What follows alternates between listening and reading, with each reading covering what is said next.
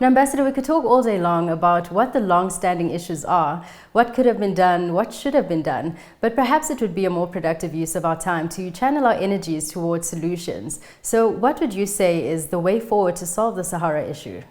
Well, following the assessment of the inapplicability of a referendum by Kofi Annan 20 years ago, the UN Security Council has been calling parties to reach a political solution to this regional dispute. And subsequent resolution dropped any explicit reference to the referendum. In response of numerous calls of African countries and the UN, Morocco presented to the UN in 2007 the Moroccan initiative for negotiating an autonomy statute for the Sahara region as compromise that could facilitate the opening of negotiation for this just, durable, and peaceful political solution. This plan provides broad outlines of an autonomy arrangement for the Sahara and the Moroccan sovereignty, including a description of areas of local and shared powers for the region with the central government. The initiative states that in the future, specific arrangement should result from negotiations between all parties. Now, I'm glad that you've already touched on the autonomy plan. Could you please just elaborate a bit more on what that is? Yes, the autonomy plan is a win-win solution and represents a realistic and pragmatic way forward to ending this long-standing regional dispute. This proposal, and I want to insist on this, brings hope for a better future for the entire population of the region, ends the separation, and promotes reconciliation. It is consistent with international law and the UN Charter. It also respects the right of self-determination and the resolution of the Security Council on this matter.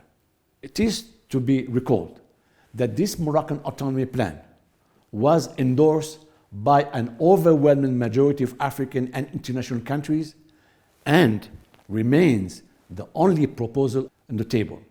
So since 2007, all the 16 UN Security Council resolutions have begged and supported this Moroccan approach by highlighting the preeminence of the autonomy plan.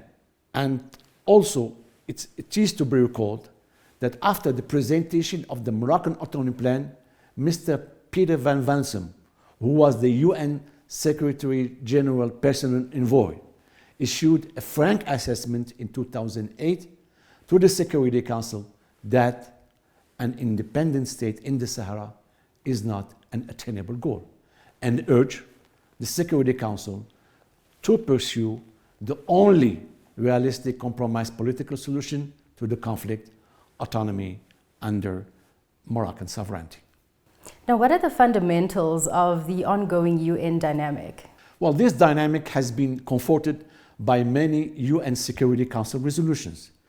In its resolution 2494 of October 2019, the UN Security Council reaffirmed the parameters of the political solution and welcome this positive momentum in the political process. The Security Council highlighted 5 elements. The first one is that the Geneva Roundtables meeting, which brought along Morocco, Algeria, Mauritania, and the Polisario, is the only framework to reaching a political solution. 2, the mandate of this process is very clear, namely to achieve a realistic, a practicable, and enduring political solution on compromise. 3, Algeria should engage and commit seriously in this process as a party to this regional dispute. 4, the preeminence of the Moroccan autonomy initiative, which is qualified serious and credible, was highlighted. 5, the urgent need to register the Tindoufkhan population.